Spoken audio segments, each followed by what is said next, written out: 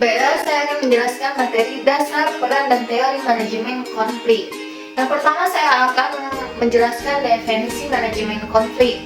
Menurut Ross 1993, bahwasanya manajemen konflik merupakan langkah-langkah yang diambil pelaku atau pihak ketiga yang bertujuan untuk mengarahkan perselisihan ke arah hasil tertentu yang mungkin atau yang tidak menghasilkan akhir berupa penyelesaian konflik, dan mungkin atau tidak menghasilkan ketenangan,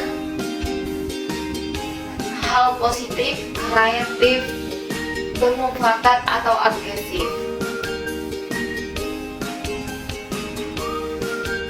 Manajemen konflik adalah sebuah proses mengelola konflik dengan menyusun sejumlah strategi yang dilakukan oleh pihak-pihak berkonflik sehingga mendapatkan resolusi yang diinginkan. Itu menurut Bintaris 2018. Konflik adalah bagian yang tidak dapat dihindari, berpotensi produktif dari perilaku manusia.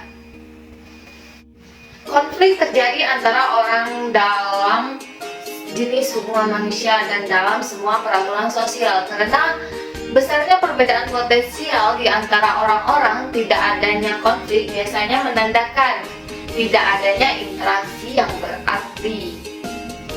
Konflik sendirinya tidak baik atau buruk, namun cara penanganan konflik menentukan apakah konflik itu konstruktif atau destruktif. Konflik didefinisikan ketidaksesuaian tujuan atau nilai antara dua pihak atau lebih dalam suatu hubungan, dikombinasikan dengan upaya untuk saling mengontrol dan perasaan antagonis terhadap satu sama lain. Kesesuaian atau perbedaan itu mungkin ada dalam kenyataannya atau mungkin hanya dirasakan oleh pihak-pihak yang terlihat ataupun terlibat. Meskipun demikian, tindakan berlawanan dan emosi yang bermusuhan adalah ciri yang sangat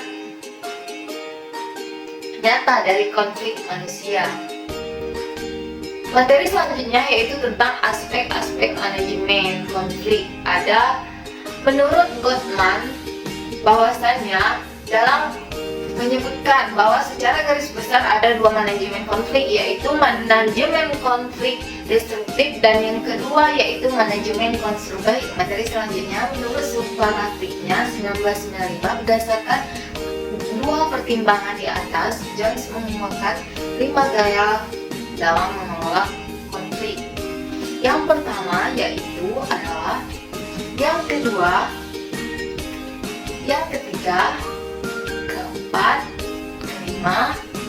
Kemudian peran manajemen konflik dalam organisasi. Modal implementasi manajemen konflik dalam meningkatkan kinerja dan meningkatkan produktivitas organisasi. Penerapan model dilakukan melalui 3 tahap sebagai berikut. Yang pertama, yang kedua, dan yang ketiga. Colquitt 2001 menyatakan keadilan organisasi dapat dibedakan menjadi 3 macam. Yang pertama adalah, yang kedua, dan yang terakhir adalah. Kemudian materi selanjutnya yaitu tentang teori gaya manajemen konflik.